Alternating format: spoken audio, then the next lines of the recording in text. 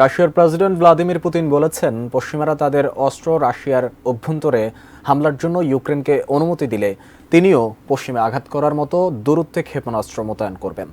বিভিন্ন আন্তর্জাতিক সংবাদ মাধ্যমের জ্যেষ্ঠ সম্পাদকদের সঙ্গে মুখোমুখি আলোচনায় পুতিন বলেন, রাশিয়া কখনোই পারমাণবিক অস্ত্রের ব্যবহার করবে না। পশ্চিমাদের এমন অনুমান ভুল। পুতিন সতর্ক করে বলেন, রাশিয়ার পারমাণবিক নীতিকে হালকাভাবে দেখার কোনো সুযোগ নেই। ন্যাটো রাশিয়ার ভূখণ্ডে পশ্চিমা অস্ত্র ব্যবহারে ইউক্রেনকে অনুমতি দেওয়ার বিষয়ে কথা বলেছেন। বিষয়টি নিয়ে পুতিনের দৃষ্টি আকর্ষণ করা হলে রুশ প্রেসিডেন্ট বলেন, একই ধরনের উচ্চ প্রযুক্তির ও দূরপাল্লার ক্ষেপণাস্ত্র মোতায়েনের চিন্তা করছে মস্কো। যদি এসব পশ্চিমা দেশ রাশিয়ার সঙ্গে যুদ্ধে জড়াতে চায়, তাহলে তাদেরও একই ধরনের আচরণ করার অধিকার রয়েছে।